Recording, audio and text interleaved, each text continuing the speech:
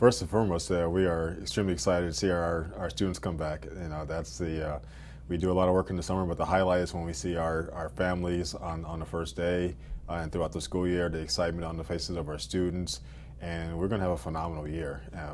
We've really narrowed our focus.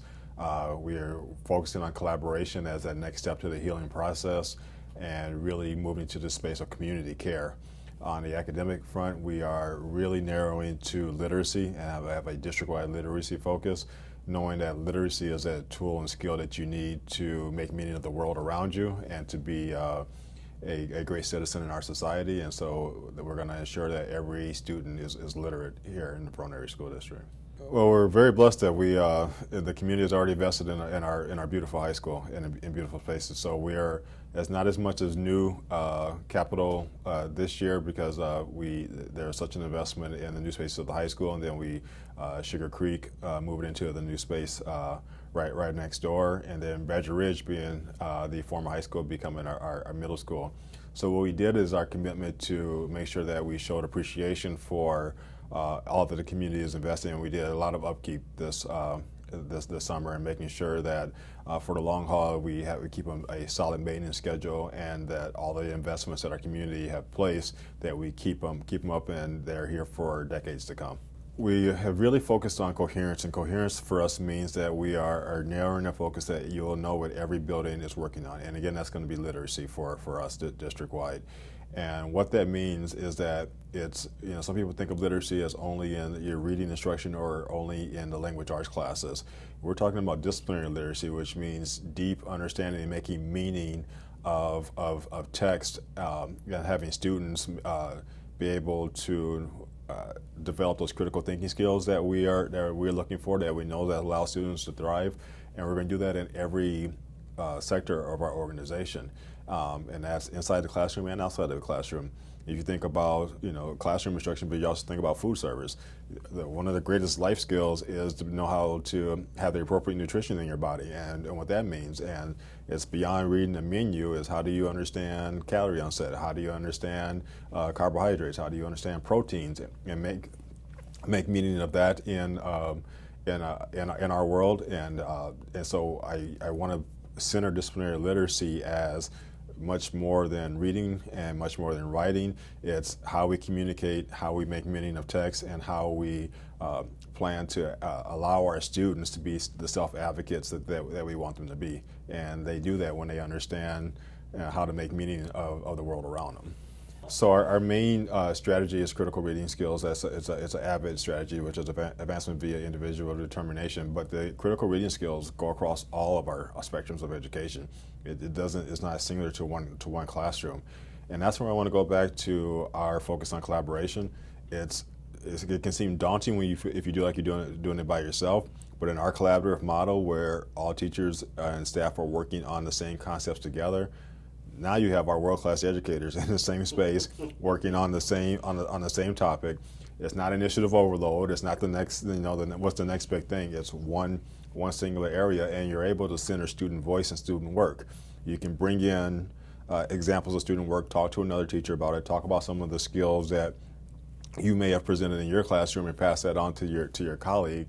And that's when your whole organization is focused on a monumental undertaking of advancing literacy, and it doesn't feel like I have to do that in my classroom by myself, because we know we have some of the best educators in the world here. Now the power of them all being together, working on one singular focus, is where we're going to take the next step. We've taken a deeper approach towards it's really personalizing each student's learning, not personalized learning as a model. And to personalize your own learning, you have to have the literacy skills to do that. And so we've actually gone deeper, instead of a personalized instructional model, which often uses technology as well. We're still doing that work, but it's really catering the needs to each individual students, what they need, understanding what each student's needs, and then tailoring instruction in that matter. So I think personal learning and personalized learning can sometimes be used synonymously, but this is more personal learning where we understand the needs of each student. We are very proud that we were able to hit our goal last year, and our goal was to keep our students in school 5 days a week and keep our doors open, and we accomplished that. And that was with some strong mitigation efforts in our buildings, and the community were strong partners with us. We had vaccination clinics, we had testing sites, and we will continue to have testing sites in our organization. So all those mitigation strategies that we were using, we will still keep. We'll keep the masking as a masking recommended or masking optional perspective, but we also want an environment that you feel safe if you decide to mask, or if you're symptomatic, we're going to ask you to do masking as well. Also, knowing that our buildings will continue to be testing sites where if you do sense a symptom, we can get a test right away. You can know whether you should be in class or not, or be in a building or not, and that just makes everyone safer when we do it that way. But we will do everything possible to keep our doors open and safe again, and we're taking those same strong mitigation efforts as that's kind of become part of our culture, and we see that it's worked. Safety has rightfully so been a nationwide concern, and the right questions to ask. We are so proud that we have strengthened our partnership with our emergency response teams. Our partnership with the Verona Police Department and the Fitchburg Police Department, I can only express, is phenomenal. They have been great partners with us, and not just doing our safety training, but also assisting with safety checks. And what we're trying to shift is this culture, and we learned from some of the after events of some of our students that you have to move your organization from a space of from convenience to safety, and that means those extra layers of making sure every exterior door is locked, make sure every interior door is locked, making sure everyone has an ID on, and we know that the extra layers of checking doors, or if you're taking a class to the restroom or not, I need to lock a door behind me. But yes, those are top tier steps, but they're important steps because those are the things that allow for our buildings to be completely safe, along with the strong partnership with our local law enforcement, that we know about potential things in advance, and we're able to have them come in and just do random spot checks. I also want to acknowledge our Director of Safety and Security, Corey Sappho, who is not just a dynamic leader, he's probably a nationwide leader in school safety, and we have him here in our district. His training, he's a former police officer himself, and he's a former building officer at the school level, and he's developed a security team with those same skills and traits.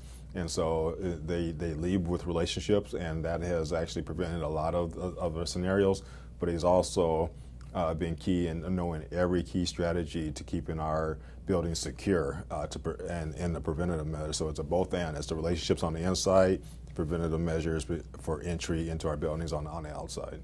So I think it's been a twofold approach. We've increased resources for mental health support in our building in the form of student services, and we have increasingly removed the stigma that it's okay to talk about mental health, and everybody in society has a mental health. It depends. It's just the different layers, and you think about everybody has different layers of physical health, and so we want to make sure that we can talk about mental health without any stigma, without any understanding that you're not going to be judged because of additional supports around mental health.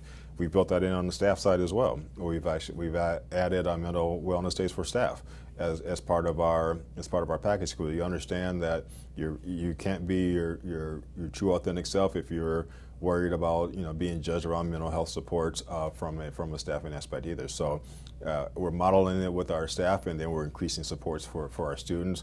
But really, the focus is understanding that we all are focused on wellness together. And again, we are not expecting singular, you go take care of yourself help. We are community help. We are gonna be a community together.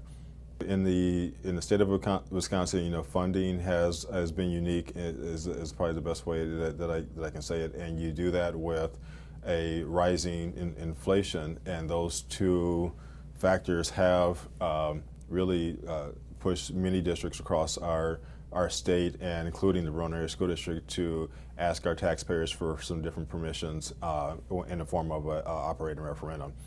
I do want to say this, that we are in a very fortunate situation due to some past practices of our former Board of Education and our current Board of Education, that we are in a position here that Our referendum question is a neutral rate outcome, where we are asking a question to, in essence, move from prepayment of debt on the capital side to the operations side, and that allows us to invest more into keeping the staff that we have and continue to recruit highly qualified staff into our organization, and to make sure that the compensation that they receive is not diminished with a rising cost of inflation. So that, whether you check yes or no on the ballot, it's the same exact tax mill rate, which is not the case across many districts. But I again want to give appreciation to our Board of Education and our community, because they have positioned us to ask this neutral question. Now we just need, our question for our taxpayers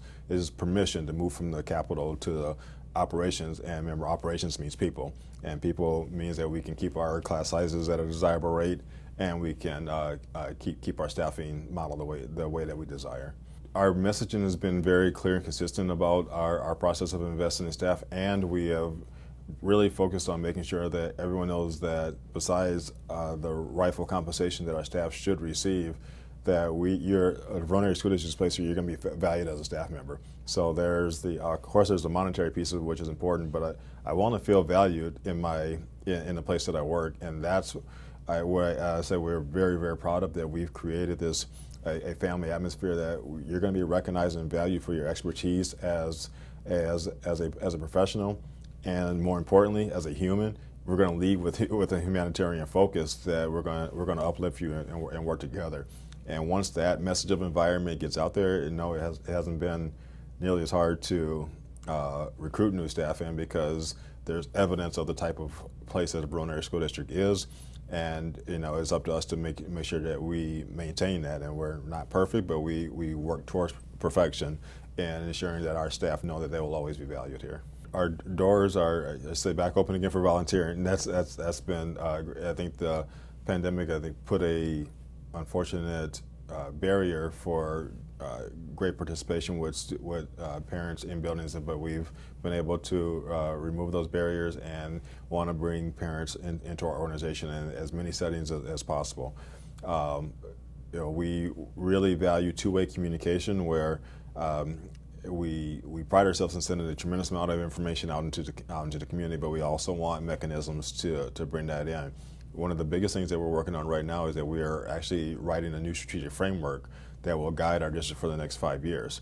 The old one is already expiring at the end of this year in the spring, and it feels like it was just written, but it was written from 2018 to 2023. And so we are writing a new one that should be ready in the spring for a rollout for the 23 school year. We're going to be insisting that we have family voice in what our strategic framework looks like for the next 5 years, because we want to guess. We are service leaders. We're always mindful that we are service leaders, and so we serve our community and we serve our families. You can't serve your families without their voice, and so we are really wanting to encourage as many voices at the table as possible to build a strategic framework that meets the expectations of education for their children, and let's think innovatively of what education can look like in the next 5 years. And so that is where we're really seeking outreach and seeking input from our valued family members, and I would love anyone to be a part of that conversation. I wake up and I feel like I'm the most blessed person in the area to be able to be a service leader to the community of the Verona area. And when you think about the commitment to education, the expectation of a world-class education, and an investment from our community, this is the place. There's no place like the Verona area.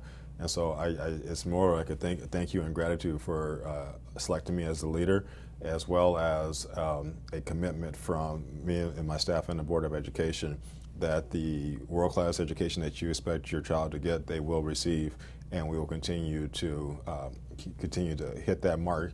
And I've said from day one, our goal is to be the national model for excellence grounded in equity. We've already taken a step on that journey, and we're well on our way. And we're excited for what that means for our students, and knowing that they're going to be able to go into what is actually the most diverse global society that's ever existed, they're going to be able to go into that society and thrive because of the type of education that they've had here. So it's really an appreciation to our community.